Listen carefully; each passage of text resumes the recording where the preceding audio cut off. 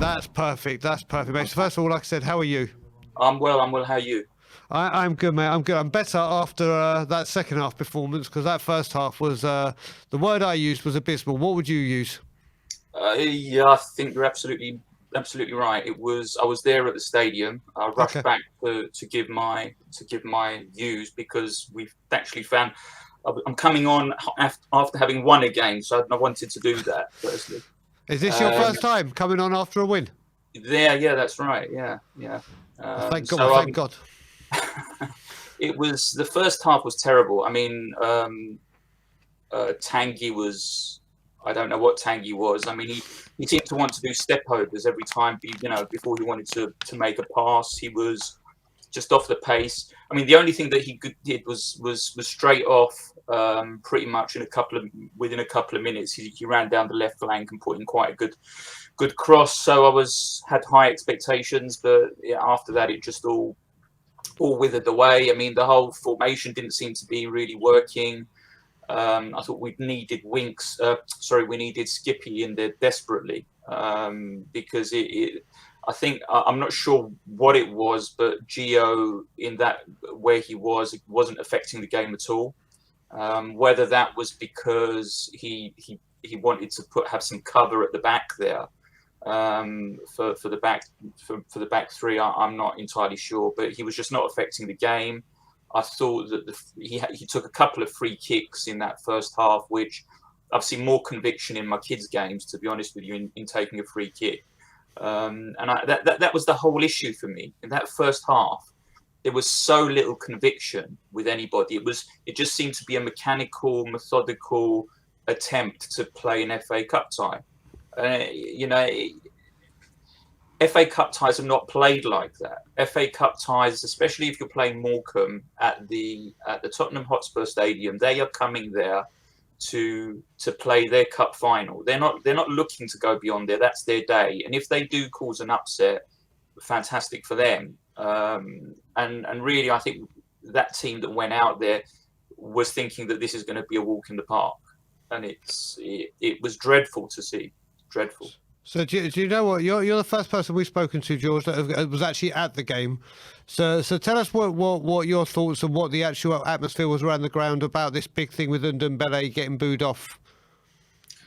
Well, I made a promise to myself that I would never be critical of football players after what happened to Christian Eriksen. Okay. So I was quite critical of him before he left Tottenham. Not in a bad way. I just don't think that the Christian's mind was on the job at Tottenham. He just decided he wanted out. But in this instance, I will say that Tanguy's exit from the pitch was dreadful. To delay, we needed a goal to effectively keep us within this tie. Yep. And he was wasting time coming off the pitch.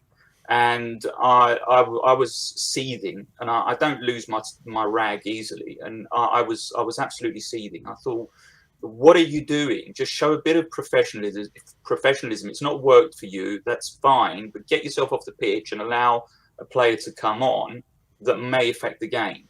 And apparently, he went straight down the tunnel. I heard, that he didn't hang around or shake Conte's hand or anything like that. So, look, I think I've not seen a situation like this since I don't know if you recall, we had a player called Hossam Ghali for a Very while. well. Yes. When he threw his shirt. That's right. So he threw his shirt and was never played again. I don't recall the manager when that happened. It might have been Yol. I think it was Martin Jol. And Ramos never played him after he came on. And I think it was Harry Redknapp attempted to bring him on as a sub. And the boos around White Hart Lane just still echo in my ears. And Harry Redknapp just asked him to sit down again. So I cannot see after that because the boos were quite heavy. Yeah. I cannot see him being able to come on again. If he starts, possibly to come on, not entirely sure. That may be the last time we've seen him in the Spurs shirt. Well, we shall see. Now let's move on to the positives. Two players we've been talking about a lot, who we think had a great game or a very good game, and have certainly grabbed the opportunity under Antonio Conte, would be Ryan Sessegnon and Harry Winks. How did you think they played today? Yep, Cess was fantastic. Even in that first half, I thought he was the only spark of that half. And there was a play. If you were to show an example, I think, to an academy player, I would play that half of football and show them Sessegnon's performance, because he didn't let what was going on around him affect him. His game was still very, very solid, and if anything was going to happen, it was going to happen off that left side. So really, really happy with Cess's input in the first half. Winks, I slightly disagree. In that I think he had a very good second half. Okay. I do think that he meant the goal, by the way, that free kick, because when you take a free kick from that position, you are always aiming for that back post with the possibility that it's going to go in. Yep. So as any player taking a free kick from that position will be aiming there with the potential of it going in. Second half, I think he was phenomenal. I think he worked the ball well. I think he was more aggressive in his play, and I don't blame him too much for the first half. I'm not being critical of him for the first half. I just think that it was a real dysfunctional performance from everybody. So I think he struggled to make an impact. But I'm liking what I'm seeing with Harry Winks. Okay, so another two players obviously I want to talk about is fringe players that had another chance. What did you think of Tanganga's performance? And then one we really haven't spoken about is obviously the return of Roden for a game. I mean, for me, Roden's first half looked very, very shaky, and then it seemed like the opposite, like we said with Harry Winks, basically. Yeah. I think again, I think starting with Tanganga, first touch, it's not there. He needs a much better first touch, and I think that's what's really been letting him down.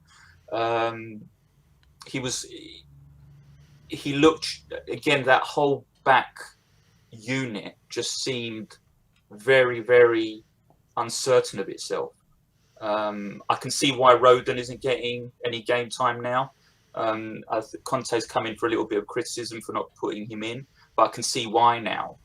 I don't think his confidence is there, and I don't think you can throw him in against a top Premier League side like a Chelsea or a Liverpool at the moment. So again, I'm not sure what the future holds for him, whether it's better that both those players go out on loan. But then again, you say to yourself, right, take him out on loan, and then who do you have? Who have you got as cover? Unless we buy in, and even if we buy in, I still suggest that we may still need them in some capacity. Whether they're going to be willing to bench warm is another matter. Okay, so we'll get onto the transfers just shortly. There's just another super chat that's coming from Scorpions Fans for Life, who also was at the game, and it said few points. 1, stop playing Dali as a striker. 2, Doherty never takes on his man. 3, Ndombele no forward runs. 4, Gio bad shots. 5, good something GG. I'm not too sure of that GG. Brian and Winks. So I'm guessing that's good games. Good games. There you go. I'm getting used to the lingo here and the jargon. So yeah, what's your thoughts on that? Yeah, I mean, it wasn't.